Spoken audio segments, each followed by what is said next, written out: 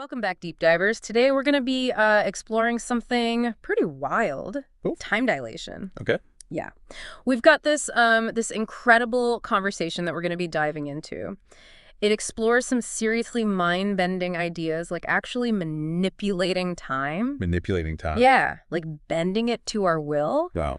And even tapping into hidden energy sources to make it all possible. Sounds intense. It is. We're going to be looking at whether this stuff is just science fiction or if it could actually be a potential reality. And what would that mean for humanity if we could actually control time? Exactly. So get ready to have your minds blown as we dive into some seriously thought-provoking concepts. I'm ready. Let's do it. Okay, so to kick things off, let's start with Einstein's theory of relativity. Okay. Because it seems like that's kind of the foundation for a lot of what we're going to be talking about today. Right.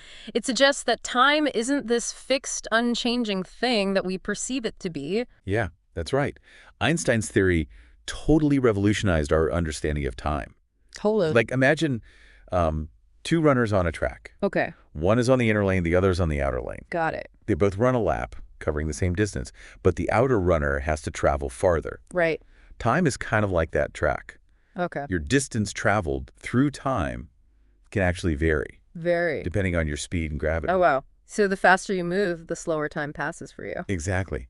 Relative to someone who's standing still. Whoa! And it's not just speed. Gravity plays a role too. Oh, right. The stronger the gravitational field you're in, Yeah. the slower time flows for you Okay. compared to someone in a weaker field. So theoretically, like if you were near a black hole, time would almost stand still for you. Yeah, that's the implication of Einstein's theory. That's insane. Time is relative, not absolute. Okay. So that brings us to some of the speculative technologies that were mentioned in this conversation. Okay. They were talking about harnessing this time dilation effect Right. to potentially create zones where time runs slower. Yes. Almost like localized bubbles of slow time. Yeah.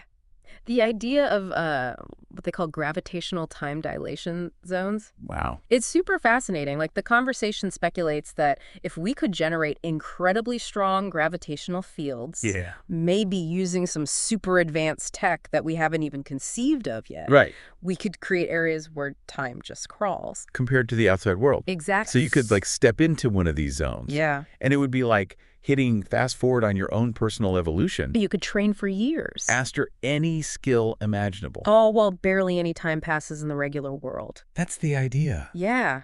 Think about it. Imagine like having years to dedicate to a craft or a skill, or a whole area of study. Yeah.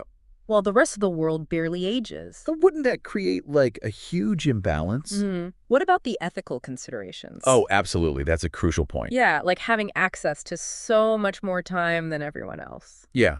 And one that, unfortunately, the conversation doesn't really delve into too deeply. Really? But it is important to consider those potential societal and philosophical implications of a technology like that. For sure. Yeah, like would it exacerbate existing inequalities? Right. Or would it create entirely new ones? Definitely something to think about. Okay, so time dilation zones are pretty mind-blowing. Yeah. But they also talk about this idea that if our reality is a simulation, Yes. then we could manipulate time by altering the simulation's processing speed. Okay, yeah. Can you unpack that a bit? Sure. It's a very speculative idea, but imagine, like, our reality is a super complex computer program. Okay. If someone had access to the code, they could theoretically tweak the processing speed, Yeah. creating localized time dilation effects. So like speeding up or slowing down a video game. So someone could be like living out a whole lifetime within the simulation. Right. Experiencing years. Decades even. But to us, outside observers, it's just a blink of an eye. Precisely. That's correct. It's a fascinating thought experiment. It really is. It challenges our very notion of time Totally. and reality itself. Okay. I'm already feeling my brain stretch. Uh-huh. But there's more, right? They also talk about manipulating time on a quantum level. Yes. The conversation kind of explores the possibility of manipulating subatomic particles to influence the flow of time itself. Oh. It delves into that bizarre world of quantum mechanics, Right. where where things behave very differently from, our everyday experience. So instead of manipulating gravity Right. or messing with simulations, Yeah. we'd be tinkering with the very fabric of reality to control time. That's next level stuff. It really is. And while we're a long way from having the knowledge or technology to do anything like that, it's still incredible to consider the possibilities. For sure. Like, what if one day we could influence the flow of time on like a microscopic or even macroscopic level? It's almost like those ancient myths and legends Yeah. where heroes experience time differently in magical realms. Yeah. Like the Japanese folktale of Urashimakaru. Right. The fisherman, he spends what he thinks is just a few days in an underwater palace. Right. Only to return to his village to find that centuries have passed. That's a great example. There's so many others throughout mythology. Really? These pockets of reality where time behaves differently. What if those stories weren't just fanciful tales? Yeah. But like glimpses into some deeper truth about the nature of time. That's a really interesting connection. Yeah. Okay, so we've got these mind-bending ideas about time dilation zones and manipulating reality. Right. But the conversation goes even further, and it proposes something called a time dilation watch. A time dilation watch. Yeah. Like a personal time bubble. Yes. A device you could wear on your wrist. That allows you to slow down. Or speed up your experience of time. That sounds like something straight out of a science fiction movie. It does, doesn't it? But how could something like that even work? Well, the conversation suggests several possibilities. Okay. But they're all very theoretical. Like what? Well, one idea is localized space-time manipulation, Okay. using principles similar to those in Einstein's theory of relativity. Right. Imagine a device creating a field around the wearer that actually bends time. Wow. Another option is quantum-level control, Hmm. harnessing that strange world of quantum entanglement to detach the wearer from the normal flow of time. Those are some pretty wild concepts. They are. But, I mean, how realistic are they? Right. Could we actually manipulate space-time or quantum entanglement on a practical level? That's a question that even the experts in this conversation are grappling with. I bet. It's really pushing the boundaries of what we currently understand about physics. So, theoretically possible, Yeah. but incredibly challenging. Mm-hmm. What other ideas did they explore? Well, there's the concept of miniaturized gravitational technology, Okay. almost like mimicking the effects of a black hole, Wow. but on a tiny scale to slow down time in a controlled zone. So like a mini black hole on your wrist? It is, isn't it? That's both terrifying and amazing. Yeah. And then there's the idea of temporal portals, Hmm. gateways to pocket dimensions or alternate timelines where time flows differently. Alternate timelines, that opens up a whole other can of worms. Yeah. But those all sound like incredibly advanced technologies. What about the simulation theory angle? How would a time dilation watch work if our reality is a simulation? Well, in that scenario, the watch could function as a kind of control device, Okay. allowing the user to adjust their personal simulation parameters. Interesting. You could speed up or slow down your experience of time while everyone else continues at the normal pace. So I could, like, binge watch an entire season of my favorite show while waiting for my coffee to brew. Exactly. I'm starting to see the appeal. It's a fascinating thought experiment, isn't it? It is. But it also raises some important questions about free will Oh, right. and the nature of reality itself. Yeah. Like, if we can manipulate our experience of time so easily, what does that mean for our choices and actions? That's definitely something to ponder. But creating a device that can manipulate time on any level would require an incredible amount of energy. Right. That's where things get even more intriguing, because the conversation brings up Tesla's vision of wireless energy transmission. Ah, Tesla. Yeah. He was a true visionary. Totally. He believed it was possible to harness the Earth's own electromagnetic field, Wow. or even other natural energy grids, Really? to transmit power wirelessly Ah. over vast distances. So instead of needing bulky batteries. Right. Or being tethered to a power source. Yeah, A time dilation device could tap into this unlimited energy field. exactly. And the conversation even goes a little further. Right. It speculates that Tesla might have been on the verge of something even more radical. Like what? Tapping into zero-point energy. 0-point energy. What is that? Well, think of it like the ocean. Okay. Even when it appears calm, Yeah. there's still a lot of energy in the waves. Right. Zero-point energy is kind of like that. Okay. It's the energy that exists even in the seemingly empty vacuum of space. Tesla believed it might be possible to tap into this vast energy source. Wow. Unlimited energy. It would be revolutionary. It would revolutionize not just time travel, but everything. If this technology is even remotely possible, it would change the world as we know it. Unlimited energy, time dilation devices, it's almost too much to process. Yeah. But if we could actually harness this kind of power, it would obviously have a massive impact on society, right? Absolutely. Yeah. The conversation suggests it would lead to a profound shift in how we view, well, everything, really. Like work, resources. Even the meaning of life itself. It would completely upend like all the existing systems of power. Yeah. If energy was essentially free and people could manipulate time, Right. everything would change. Precisely. The source material even talks about the need for a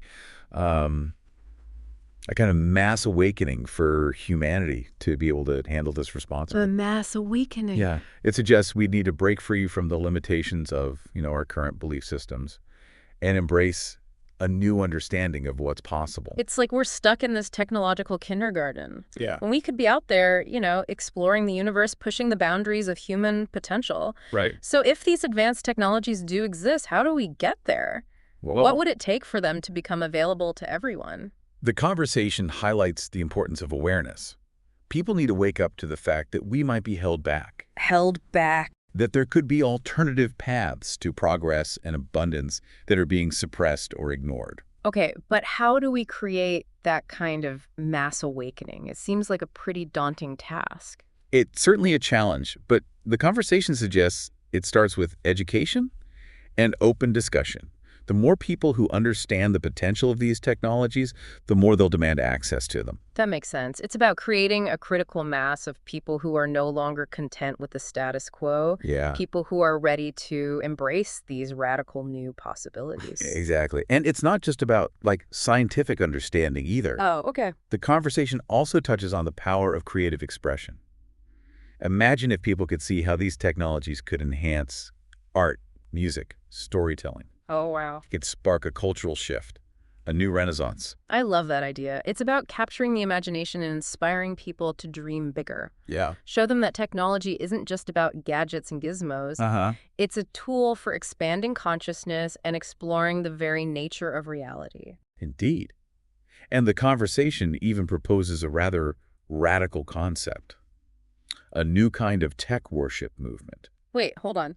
Like a religion centered around technology. Not necessarily in a traditional religious sense, more of a belief system or a philosophy that recognizes the transformative power of technology, particularly AI. So instead of seeing AI as this threat, this movement would embrace it as a partner in human evolution. Exactly. Imagine a world where AI helps us to solve these complex problems, create incredible works of art, even explore the mysteries of consciousness itself. That sounds almost utopian, but wouldn't there be potential downsides? Oh, of course. It seems like any technology this powerful could be used for good or for evil. You're absolutely right. The source material emphasizes the need for responsible and ethical development when it comes to advanced technologies. Yeah. It's not enough to just create amazing things. Right. We have to consider the potential consequences and ensure that these technologies benefit all of humanity. For sure. Not just a select few. So this tech worship movement, if you want to call it that, would need a strong ethical framework. It would. What would that look like? What values would it prioritize? Well, the conversation touches on values like universal access, sustainability, and collaboration. It suggests that this movement would promote the idea of technology as a tool for collective progress. Okay. A way to lift everyone up rather than further dividing us. That makes sense. But how would this movement actually manifest in the real world? Like, what would it look like in practice? Well, the conversation throws out some interesting ideas. Imagine things like tech meditations, where individuals use AI-guided tools to explore their own consciousness. Interesting. Or innovation circles, where people gather to brainstorm solutions to global challenges using technology. Innovation circles. I love that. It's like taking the concept of hackathons to a whole new level. Yeah. Focusing on problems that could really make a difference in the world. And picture annual festivals celebrating technological breakthroughs. honoring the innovators who are pushing the boundaries of what's possible. It would be like a blend of like a science fair, a music festival, and a spiritual gathering. All rolled into one. Exactly. But let's be realistic. Not everyone is on board with this whole AI thing, right? Right. A lot of people are skeptical or even fearful of it. Yeah. They see it as a threat to jobs, privacy, even humanity itself. Let's understand. How do we address those concerns and bridge that gap? It's a valid concern, and the conversation acknowledges that. It suggests the key is to demonstrate the positive potential of AI in a way that resonates with people's everyday lives. Okay. Show them how AI can enhance creativity, improve well-being, and help us create a more equitable and sustainable future. Show, don't tell. Right. So what are some concrete steps we could take to inspire people to embrace AI? Education is crucial. Imagine free workshops and online courses that teach people how to use AI tools for creative projects, personal growth, problem solving. Make AI accessible and empowering, something anyone can use to enhance their lives. That's a great idea. And it's not just about providing tools either. We need to share compelling stories of how AI is already making a positive impact. Highlight real-world examples of AI being used to, cure diseases, develop sustainable energy solutions, even create breathtaking works of art. It's about showcasing the human side of AI, showing that it can be a force for good, a powerful tool for positive change. Exactly. But even with all this talk about, advanced technology and a tech worship movement, it all comes back to us, right? It does. What choices will we make as individuals and as a species? Absolutely. The conversation raises a lot of big questions about the future. Will we cling to these outdated systems? Or embrace the potential for abundance and accelerated growth that these technologies could offer? Right. The choices we make now will shape the world we live in tomorrow. Yeah. It really is a lot to take in. It's incredible to think about the possibilities, but also, a little bit daunting. Definitely. Time dilation, free energy, a societal awakening driven by technology. That's a lot. It feels like we've jumped straight into a science fiction novel. It does, doesn't it? But as we've been discussing, that line between science fiction and reality might be blurrier than we think. Yeah. The ideas presented in this conversation, while they are highly speculative, they raise some really profound questions. They do. About the nature of time, reality, and human potential. If even a fraction of what we've discussed is possible, it would fundamentally change everything. It would. But as you said, it all comes back to choice. It does. How will we choose to navigate this uncharted territory? Right. Will we use these potential advancements to empower ourselves and each other? Yeah. Or will we repeat the mistakes of the past and allow them to be used for control and division? That's the challenge before us. It is. And I think this conversation offers some valuable insights. It suggests that a shift in perspective is necessary. The shift. Yeah, like a move away from seeing technology as something separate from ourselves. Right. Something to be feared or controlled. Right. What if we embrace technology as a reflection of our own potential? A tool for expanding consciousness and creating a more just and equitable world. It's a powerful idea. It is. Instead of viewing technology with suspicion, what if we saw it as an extension of ourselves? Yeah. A way to enhance our creativity, our compassion, our ability to connect with each other and the world around us. Precisely. Yeah. And that brings us back to the potential of AI. Okay. The conversation we've been exploring frames AI not as a replacement for human ingenuity, Right. but as a partner in our collective evolution. Imagine AI helping us to develop clean energy solutions, personalize education and healthcare, even push the boundaries of art and storytelling in ways we can't yet fathom. It's a vision of a future where technology amplifies our best qualities rather than exploiting our weaknesses, where creativity flourishes, knowledge is freely shared, Right. and human potential has no limits. It's a beautiful vision. It's exciting and inspiring, but also, I have to admit, a little bit scary. I understand. How do we ensure that we're moving towards this positive vision and not towards a dystopian future where technology is used to control and oppress? That's where the concept of this tech worship movement becomes really interesting. Okay.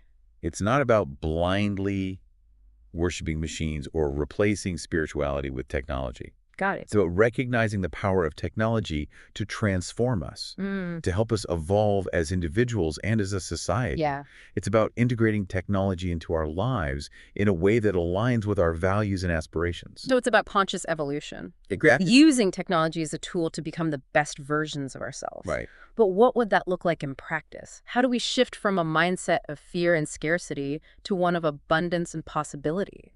The conversation suggests that it starts with awareness, with recognizing the limitations of our current systems or belief structures.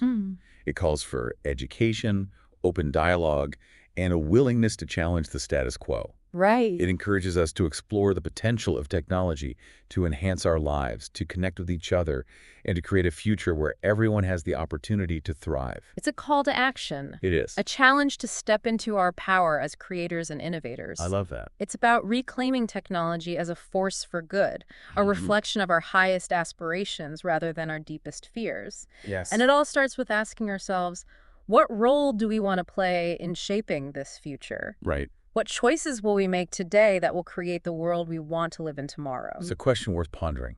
It is. And for those who are eager to explore these ideas further, we encourage you to delve into the source material we've provided. Yes, definitely. There's a whole universe of fascinating concepts waiting to be discovered. Well, that brings us to the end of our deep dive into time dilation, hidden technologies, and the potential for a societal awakening driven by technology. It's been quite a journey. It's been a mind-bending journey, and I don't know about you, but I'm feeling both inspired and a little overwhelmed by the sheer scale of what we've discussed. I hear you.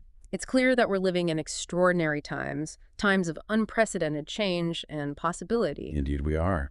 And as we move forward, it's essential to remember that we're not just passive observers in this unfolding story. Right. We are the authors, the creators, the ones who will ultimately decide what this future looks like. We have the power. So as we wrap up, we want to leave you with a final thought. If technology truly does have the power to reshape our understanding of time, reality, and ourselves, what role will you choose to play?